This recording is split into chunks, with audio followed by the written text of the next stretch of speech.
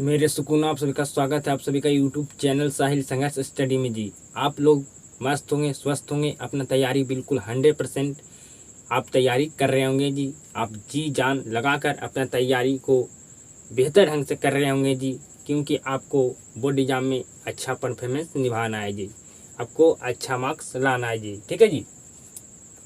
आपका फिजिक्स का 6 number chapter चल रहा है जी, मतलब आपका लास्ट चैप्टर चल रहा है जी, ऊर्जा के स्रोत जी।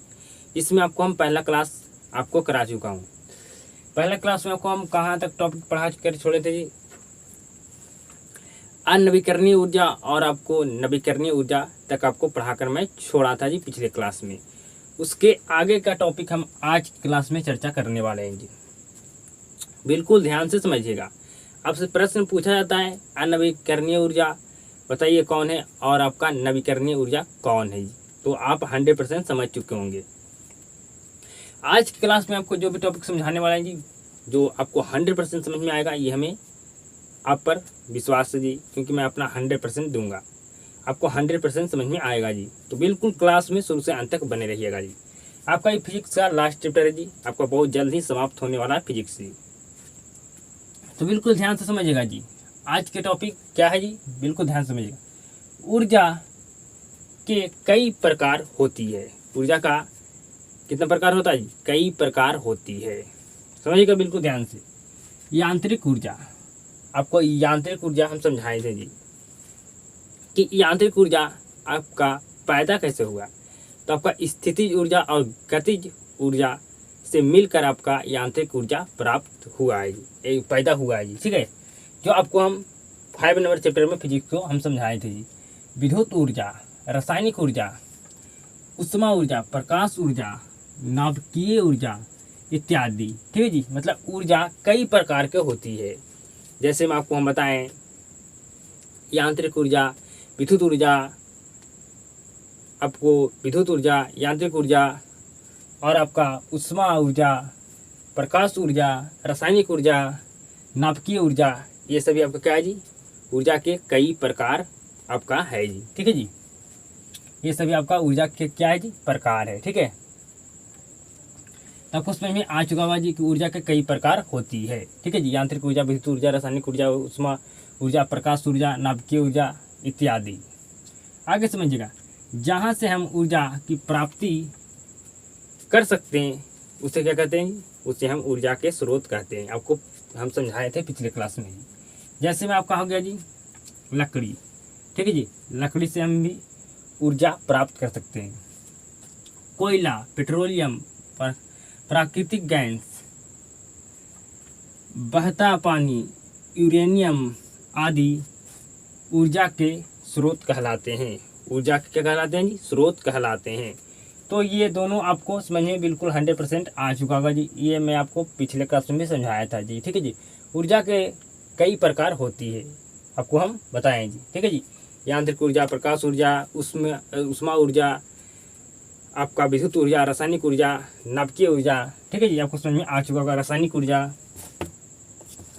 अब आगे के टॉपिक को आप समझिएगा बिल्कुल ध्यान से, ध्यान से समझने का कोशिश कीजिएगा जी।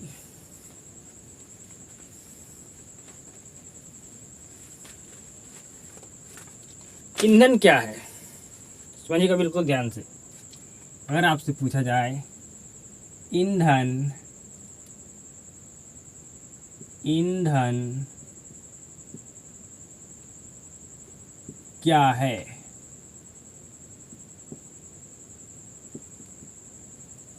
बताइए ईंधन क्या है। वैसे पदार्थ, आपका ईंधन क्या है जी, मतलब वैसे पदार्थ जो जलकर उष्मा दे।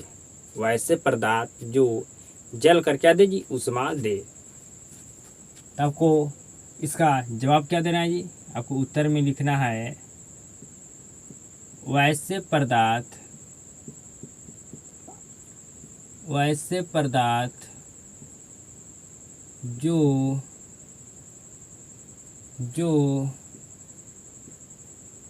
जलकर उष्मा दे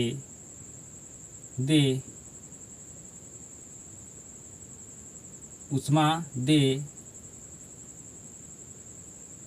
उसे ईंधन कहते हैं। उसे क्या कहते हैं जी? ईंधन कहते हैं। ऐसे पदार्थ जो जलकर उष्मा दे उसे क्या कहते हैं जी? ईंधन कहते हैं। ठीक है जी, उसे क्या कहते हैं जी? ईंधन कहते हैं। क्या आपको समझ में आ गया जी? बिल्कुल आपको समझ में आ चुका होगा जी। ईंधन क्या है जी? मतलब जो पदार्थ जलकर हमें क्या दे जी? उष्मा दे। उष्मा दे, ठीक है जी, उसे क्या कहते हैं? ईंधन कहते हैं। जैसे में आपका हो गया लकड़ी, कोयला, पेट्रोल, ये सभी आपका क्या है जी? आपका ईंधन है। ठीक है जी, ईंधन है। हम लोग खाना बनाते हैं, ठीक है जी, तो खाना बनाने के लिए हम लोग लकड़ी से खाना बनाते हैं या एलपीजी गैस से खाना बनाते हैं जी। उसके लिए हमें क्या आवश्यकता पड़ता है जी? ईंधन। क्या पड़ता है जी? आवश्यकता पड़ता है ईंधन जी। तो आपको समझ में आ चुका होगा जी ईंधन क्या है जी। वैसे पदार्थ जो जल कर हमें क्या दे जी? उष्मा दे। ठीक है जी, लकड़ी को आप जलाइएगा तो आपका क्या देगा जी? उष्मा। जलाइएगा तो उष्मा देगा ना? बिल्कुल देगा जी। तो ठीक है जी, तो हमें खाना बनाने के लिए आवश्यकता क्या पड़ता है जी? ईंधन पड़ता है जी।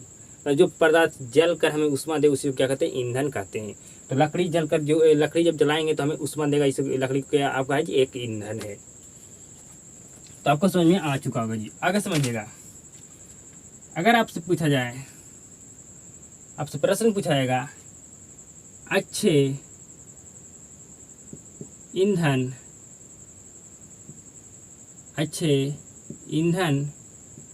के गुणों को लिखे।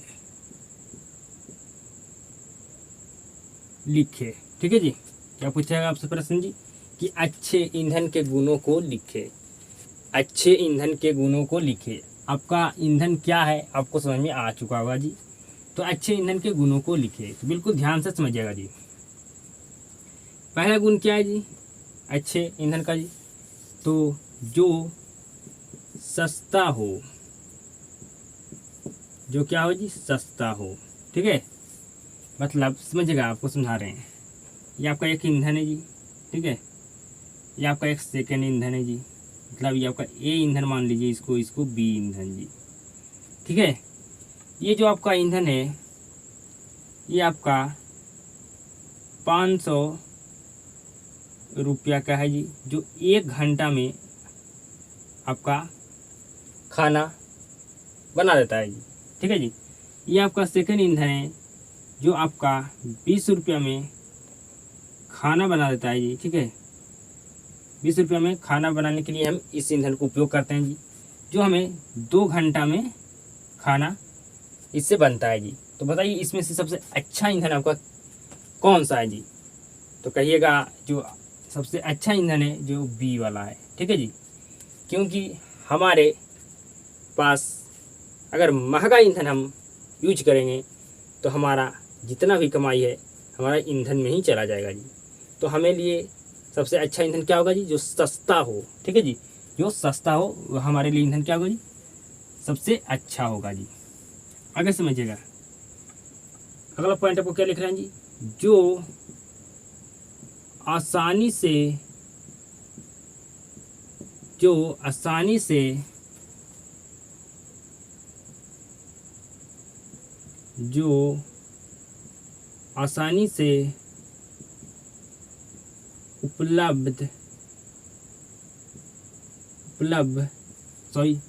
उपलब्ध हो। ठीक है जी, उपलब्ध हो जी। ठीक है जी, सॉरी, जो आसानी से उपलब्ध हो। ठीक है जी, बिल्कुल ध्यान से समझिएगा। ये आपका एक ए ईंधन है जी, ये आपका बी ईंधन है जी। ठीक है, ये ईंधन को हमें लाने के लिए 50 मीटर दूर जाना पड़ता है जी। बी ईंधन को लाने के लिए हमें 5 किलोमीटर जाना पड़ता है जी। तो बताइए ये दोनों में से आपका अच्छा ईंधन कौन सा है जी? तो कहिएगा ए वाला है जो क्या है जी? अच्छा ईंधन है जी, क्योंकि जो ये वाला ईंधन है जो हमें आसानी से उपलब्ध है जी। क्या जी? हमें आसानी से उपलब्ध है जी। तो आपको समझ में आ चुका होगा। अगला आपका अच्छे ईंधन का गुण क्या है जी? जो अधिक धुआं उत्पन्न ना करे। जो अधिक धुआं उत्पन्न ना करे। जो अधिक धुआं आपका उत्पन्न ना करेगी। ठीक है, समझिएगा बिल्कुल ध्यान से। ये आपका ईंधन ए है, ये आपका ईंधन बी है जी। आपका ए ईंधन है जो आपका कम धुआं उत्पन्न करता है। ठीक है जी, कम धुआं उत्पन्न करता है। जो आपका बी ईंधन है जो अधिक धुआं उत्पन्न करता है, अधिक धुआं उत्पन्न करता है। ठीक है जी, अधिक धुआं उत्पन्न करता है जी। तो हमें हमारे लिए अच्छा कौन सा ईंधन होगा जी? तो हमारे लिए जो कम धुआं उत्पन्न करेगा, जो हमें कम हानि पहुंचाएगा, कम धुआं करेगा तो हमके लिए क्या जी होगा? अच्छा होगा। जो ज़्यादा धुआं करेगा तो हमें ज़्यादा हानि पहुंचाएगा जी। इसलिए हमारे लिए अच्छा कौन सा ईंधन होगा जी? ए होगा। मतलब जो अधिक धुआं उत्पन्न ना करे। आपको अगला पॉइंट लिख देना है, जो जलने पर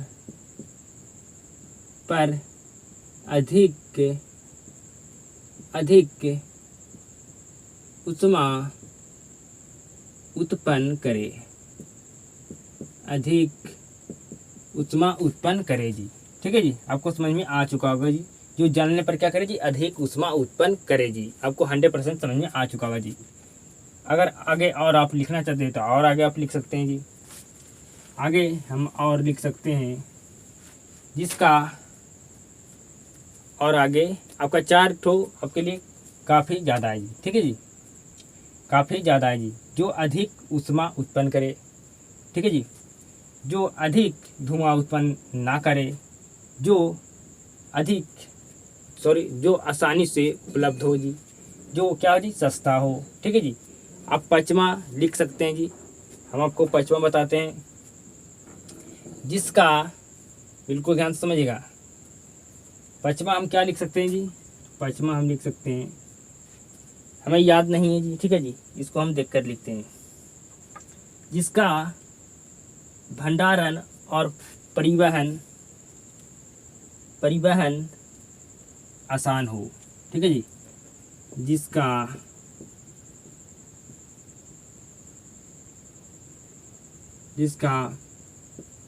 भंडारण और परिवहन